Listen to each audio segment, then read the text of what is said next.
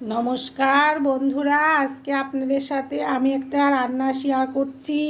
সেটা হচ্ছে এই যে এগ পোস্ট করে নিয়েছি। একা হাতে তো আমি একসাথে পারি না, তাই আমি এটা দেখাতে পারিনি। ডিম পোস্ত তো আপনারা সবাই পারেন আশা করি, সেই জন্য এটা আর দেখালাম না। তাই এই ডিম পোস্ট করে নিয়েছি। এখানে যে নারকেল কুচি নিয়েছি, এখানে গুঁড়ো দুধ নিয়েছি, আর এখানে এই দেখুন গ্রেভিটা রেডি করে নিয়েছি। এই গুঁড়ো দুধ দিয়ে এখন এই যে গুঁড়ো দুধগুলো এর মধ্যে দিয়ে দেব।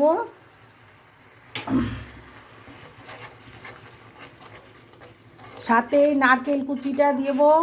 বন্ধুরা, আপনারা এইভাবে একটু রান্না করে খাবেন। একবার হলো আমাকে কেউ না কেউ অন্তত জানাবেন যে হ্যাঁ আপনারা এরা রান্না করে খেয়েছেন। তাহলে আমি এই যে রোজ সকালে উঠে কষ্ট করে আপনাদের জন্য একটা রান্না করি, যারা নতুন বন্ধু তাদের জন্য বিশেষ করে, তো আমি তো বুঝতে পারছি না যে আপনারা আসলেও সেটা ফলো করছেন কি না, বা কারো কোনো উপকারে আসছি কি না।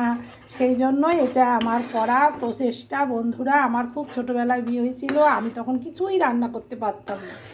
তো শুধু ভাতটা করতে পারতাম, চা করতে পারতাম, আর দুধ চা দিতে পারতাম, এই তিনটে কাজ আমি পারতাম। তবু ভাতটা আবার উপর দিতে পারতাম না। তো আমার দিদি পাশেই থাকতো, আমার দিদি এসে এসে সবসময় সব করে দিয়ে যেত। তো এই জন্যই আমি এই নতুন বন্ধুদের নিয়ে এইটা রান্না করা। আপনারা দেখুন আর সাথে থাকুন। এই যে দেখুন একদম যে ডিম কষানো রেডি। এই দেখুন তেল বেরিয়ে গেছে। এটা মশলাটা অনেকক্ষণ থেকে আমি কষিয়েছি আর জল ফুটিয়ে রেখেছি। সাথে যে ডিম পোস্টগুলো সব এক এক করে দিয়ে দেব। বন্ধুরা, আপনারাও এইভাবে রান্না করে খাবেন। এটা বেশি গ্রেভি হবে না। এই নারকেল কুচি দিয়ে ডিম পোচের এই কারিটা যে কি অসাধারণ, সেটা আমি বোঝাতে পারবো না যদি যদি আপনারা কেউ নিজেরা তৈরি করে না খেয়ে থাকেন।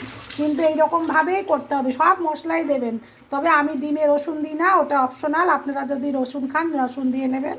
আমি পেঁয়াজ বাটা, জিরে বাটা, লঙ্কা বাটা না সরি, কাশ্মীরি লঙ্কার গুঁড়ো দিয়েছি কালারের জন্য। আর কাঁচা লঙ্কা ওই যে যেমন বীজ ফেলে ধুয়ে আমি রান্না করি সেইভাবেই দিয়েছি। সব মশলায় দুধ দিলাম, নারকেল কুচি দিলাম, পোস্ত দিলাম, এবার একটু জল ফুটানো দিয়ে দেবো। এই যে দেখুন একদম আমার এই যে গুঁড়ো দুধ দিয়ে নারকেল কুচি দিয়ে ডিম পোচের কারি একদম রেডি। ঠিক এইভাবেই আমরা যেভাবে আমি দেখালাম এইভাবে আপনারা করবেন। ডিমের কষার মশলা তো সবাই, আমি তো মশলা খুব কম দিই, তাই হয়তো আপনাদের পছন্দ হয় কি না জানি না, আমার তেল মশলার পরিমাণটা একটু কম। এই যে দেখুন কত সুন্দর হয়েছে, যে তেল ভাসছে, কোনো রকম সমস্যা হয় না, খেতেও খুব সুন্দর হয়। তাহলে বন্ধুরা, আজকের মতো টাটা, বাই বাই।